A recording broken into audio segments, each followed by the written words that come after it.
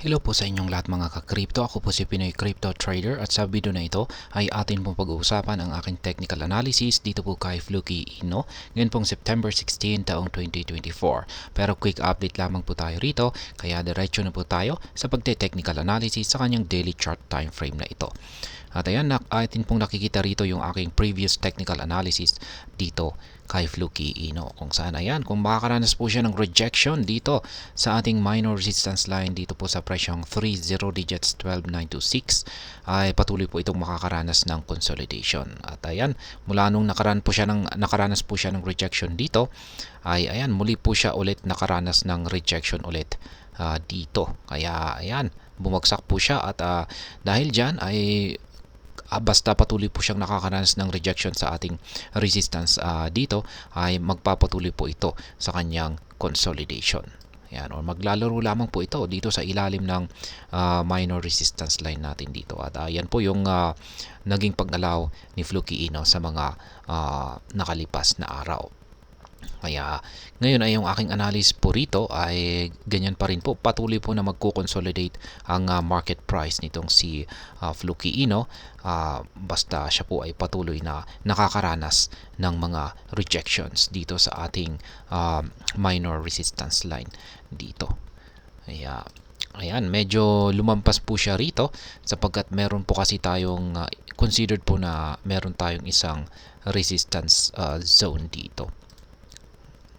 Ayan, may mga dulot po ng rejection dito. Kaya, ayan, meron po tayong isang resistance zone dito. Kaya po siya nakakaranas ng struggle dito. Kaya medyo hirap po siyang makaangat. Ayan. Ngayon ay kung pag nagawa po niyang lampasan yung ating resistance zone na ito. Ayan, kapag siya ay nagawa po niyang tumagos dito sa ating resistance zone na ito, ay syempre dito ko lamang po masasabi na ito ay makakaranas.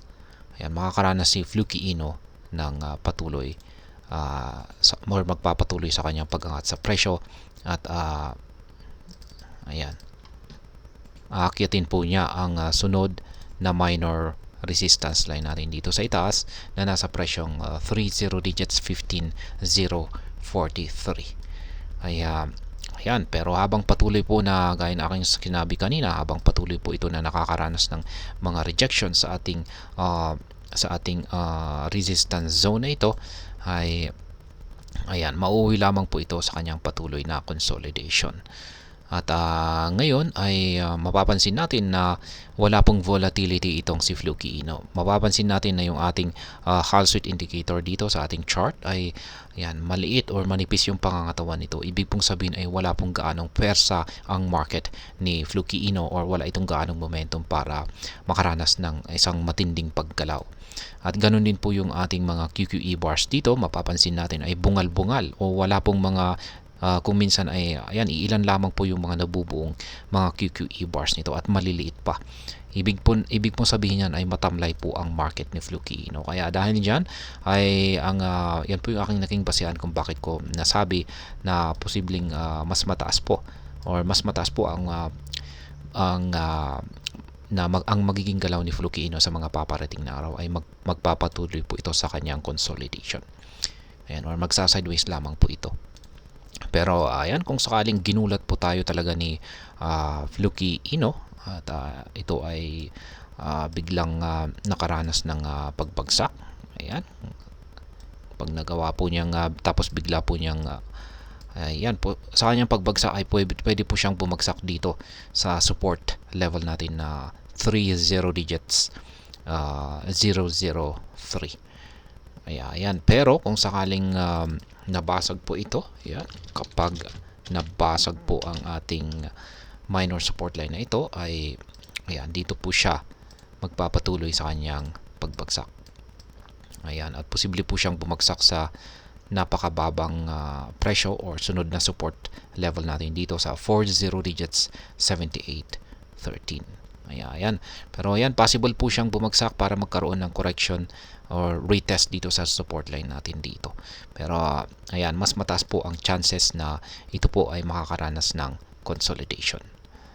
Yan, kasi gaya ng aking sinabi kanina ay base sa ating dalawang indicators ay nagpapakita po ito na wala po tayong volatility ngayon or wala pong sapat na momentum itong si Fluky Ino para gumalaw or kumilos ng malalaking price action. So ngayon ay wala po tayong na trigger na kahit anumang naka-pending order sa ating spot trading dito kay Fluky Ino. Kaya ayan, sa mga bago lamang po dito ay check na lamang po ninyo ang description ng video na ito para malaman kung anong platform at mga indicators ang ginagamit ko dito. At hanggang dito na lamang po tayo sa video na ito mga ka-crypto. Marami pong salamat sa panonood. Ingat po tayo lagi at God bless po sa ating lahat.